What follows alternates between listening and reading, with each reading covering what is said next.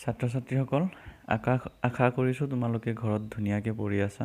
তোমালোকৰ কেইবাটাও পাঠ বুজাই দিয়া হৈছে, তোমালোকে ঘৰত ধুনীয়াকৈ পঢ়িবা, তেতিয়াহে বুজি পাবা। যিহেতু এইকেইদিন ক্লাছ হোৱা নাই, তো ধুনীয়াকৈ ঘৰত পঢ়িবা। আজি তোমালোকৰ পাঠ্যপুথিত থকা জিনা জিলানা মদ ফুলনা কবিতাটো তোমালোকৰ আগত আলোচনা কৰিম, তোমালোকে ভালকৈ শুনিবা।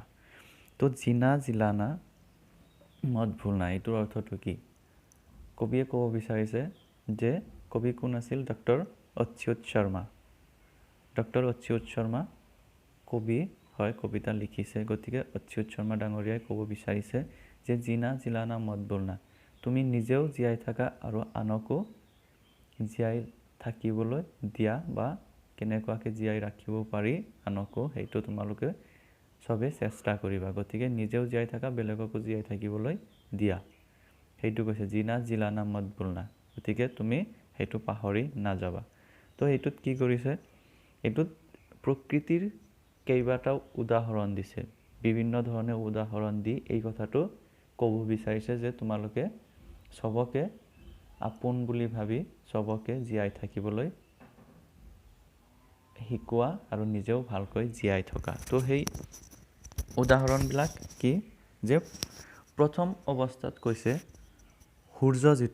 সূৰ্যৰ যিবিলাক পোহৰ থাকে সেইটোৰ কথা কৈছে, যে সূৰ্যই যিটো পোহৰ দিয়ে, পোহৰৰ পৰা এইটোৱে বুজাব বিচাৰিছে যে সকলো ফালে জ্ঞান আৰু আশাৰ যিটো পোহৰ সেইটো বিলাব লাগে। তাৰপিছত নেক্সট কৈছে চান্দনী, যিটো চান্দ, যিটো জোনাক পোহৰ, সেইটোৱে আমাক কি বুজাব বিচাৰে? যে সেইটোৰ জৰিয়তে আমি এইটোৱে বুজিব পাৰোঁ, বা আমাক ক'ব বিচাৰিছে যে মানুহক সদায় সেৱা আৰু বেলেগৰ উপকাৰহে কৰিব লাগে। তো সেইটো উদাহৰণ দি আমাক সেইটো বুজাব বিচাৰিছে। তাৰপিছত কৈছে হৰে ভৰে যিবিলাক খেত আছে, একদম হৰা ভৰা হৈ থাকে, চাৰিওফালে সেউজীয়া হৈ আছে। তো সেউজীয়া হৈ থকা খেতিবিলাকে আমাক কি ক'ব বিচাৰিছে?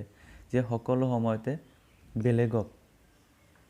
বেলেগ মানুহক কেনেকুৱাকৈ আৰামত ৰাখিব পাৰি, কোনো ধৰণৰ কষ্ট নিদিয়াকৈ থাকিব পাৰি, সেইটো আমি কেনেকুৱাকৈ কৰিব পাৰি, সেইটোৰ বিষয়েহে ক'ব বিচাৰিছে। তাৰপিছত কৈছে চিৰিয়া, যিবিলাক পশু পক্ষী আছে, সেইবিলাকে যে ইমান ধুনীয়াকৈ মাতে, তো সেইবিলাকৰ মাতৰ পৰা আমাক এইটো উপদেশ দিছে যে তোমালোকে সকলো সময়তে বেলেগৰ লগত ধুনীয়াকৈ সুন্দৰভাৱে কথা ক'বা, মিলা প্ৰীতিৰে থাকিবা, সেইটো বুজাব বিচাৰিছে। তাৰপিছত ফুলৰ বিষয়ে কৈছে যে ফুলৰ পৰা আমাক সেইটো উপদেশ দিছে যে ফুলৰ পৰা কি? ফুল চব মানুহে ভাল পায়। সেইকাৰণে কৈছে যে ফুলৰ উদাহৰণটো দিছে যে ফুলে আমাক এইটো বুজাব বিচাৰিছে যে সকলো মানুহৰ লগতে সকলো সময়তে ভাল পোৱাৰে থাকিব লাগে।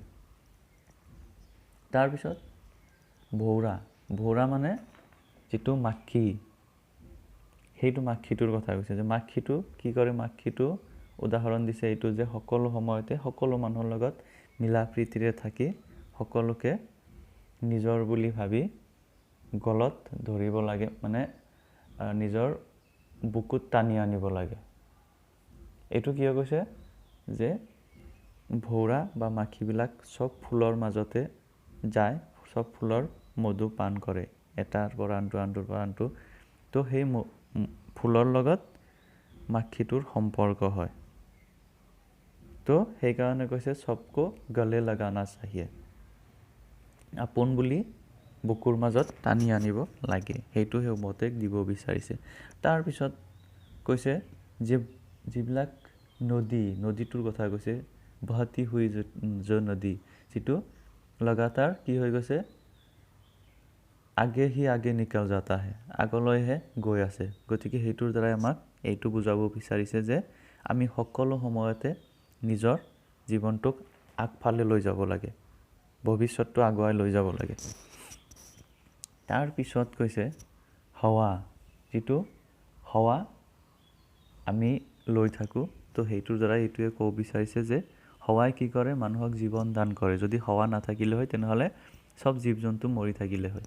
সেইকাৰণে কৈছে হাৱাৰ দ্বাৰাই বা বতাহৰ দ্বাৰা এইটো উপদেশ দিব বিচাৰিছে যে সকলো মানুহকে নিজৰ বুলি কেনেকুৱাকৈ জীয়াই ৰাখিব পাৰি বা জীয়াই থাকিব পাৰে সেইটো আমি চেষ্টা কৰিব লাগে। তো এনেকুৱা ধৰণৰ বিভিন্ন ধৰণৰ প্ৰাকৃতিক যিবিলাক উদাহৰণ আছে সেই উদাহৰণবিলাক দি আমাক বুজাব বিচাৰিছে। তেনেহ'লে এইটো আমি অলপমান পঢ়ি লওঁ। ইয়াতে আছে চোৱা 37 পেজ। ইয়াতে আও জানে এইটো কি উদাহৰণ দিব বিচাৰিছে সেইটোত এইখিনি আলোচনা কৰিছে। চোৱা তোমালোকে जीना जिलाना मत भूलना नामक इस कविता के जरिए कवि ने यह कहना चाहा है कि प्रकृति के विविध उपकरण हम मनुष्य को अपने कर्तव्य की याद दिलाते हैं। কৈছে জিনা জিলানা নামৰ জিনা জিলানা মত ভুলনা যিটো কবিতা আছে এই কবিতাটোৱে কবিয়ে আমাক এইটোৱে ক'ব বিচাৰিছে যে প্ৰাকৃতিক যিবিলাক বিভিন্ন উপকৰণ আছে বা সামগ্ৰী আছে সেইবিলাকে আমাৰ নিচিনা মানুহক কেনেকুৱাকৈ हम मनुष्य को अपने कर्तव्य আমি আমাৰ কৰ্তব্যক কেনেকুৱাকৈ মনত ৰাখিব লাগে আমি কি কৰা উচিত সেই কথাবিলাক এই কবিতাটোত ক'ব বিচাৰিছে। যেনেকুৱাকৈ কৈছে মই ইমান সময় কৈ দিলোঁ সেইটো কথাই। सूर्य हमें ज्ञान और आशा की रोशनी फैलाने के लिए कहता है। কৈছে সূৰ্যই আমাক জ্ঞান আৰু আশাৰ रोशनी বা পোহৰ চাৰিওফালে পেলাব কয়।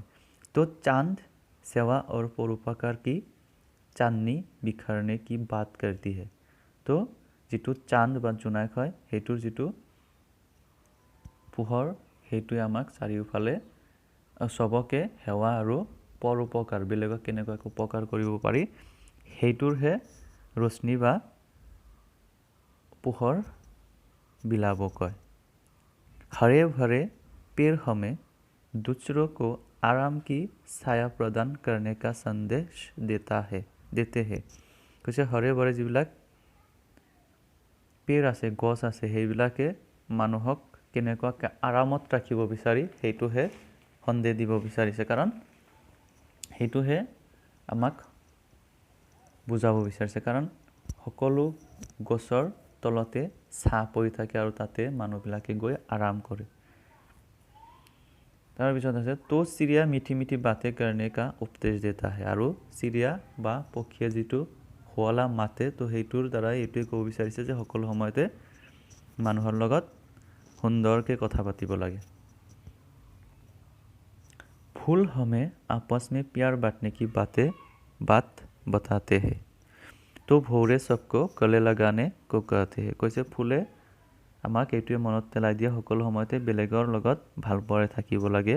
লগতে ভৌৰে বা মাখি যিবিলাক আছে সেইবিলাকে আমাক সকলো সময়তে বেলেগক নিজৰ বুকুত টানি আনি মৰম কৰিব লাগে বুলি উপদেশ দিয়ে।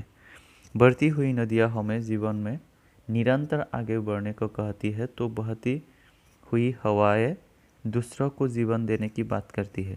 কৈছে बढ़ती हुई যিবিলাক আগুৱাই গৈয়ে থাকে নদী আগফালে গৈয়ে থাকে পানীবিলাক বাঢ়ি গৈয়ে থাকে সেইটোৱে আমাক জীৱনক কেনেকুৱাকৈ নিৰন্তৰ আগুৱাই লৈ যাব পাৰি সেইটোহে ক'ব বিচাৰে। তাৰ লগতে যিবিলাক হাৱা বা বায়ু মাৰি থাকে সেইবিলাকে দুসৰকে জীৱন বেলেগক কেনেকৈ জীয়াই ৰাখিব পাৰি সেইটোৰ কথাহে ক'ব বিচাৰে উপদেশ দিব বিচাৰে। प्रकृति हमें यही संदेश देती है कि जीवन में भले ही आपदाएं आए हम स्वयं हंसना और दूसरों को हंसाना न भूले। কৈছে प्रकृति আমাক এইটোৱে উপদেশ দিব বিচাৰে যে জীৱনত যিমানেই বিপদ বা বিপত্তি বা বেয়া সময় দুখ আহক তেতিয়াও তথাপিও আমি বেলেগক কেনেকুৱাকৈ হহুৱাই থাকিব লাগে বেলেগক কেনেকুৱাকৈ সুখত ৰাখিব লাগে সেইটো আমি কেতিয়াও পাহৰিব নালাগে। प्रकृति हमसे कहती है कि जीवन में कैसा भी संकट आए हम स्वयं भी जिए और दूसरों को भी जीने में मदद पहुँचाए। प्रकृति আমাক কয় যে জীৱনত যিমানেই সংকট নাহক কষ্টৰ সময় নাহক আমি স্বয়ং জীয়াই থাকিব লাগে আৰু বেলেগকো জীয়াই ৰাখিবলৈ যত্ন কৰিব লাগে। তো এইটোৱে জিনা জিলানা মত ভুলনা নামৰ পাঠটোৰ মূল কথা আছিল। তো তোমালোকে এইখিনি ভালকৈ পঢ়িবা। ইয়াৰ পিছৰ যিটো ক্লাছ ল'ম সেইটোত জিনা জিলানা মদ ভুলনা পাঠটো ধুনীয়াকৈ পঢ়াই দিম।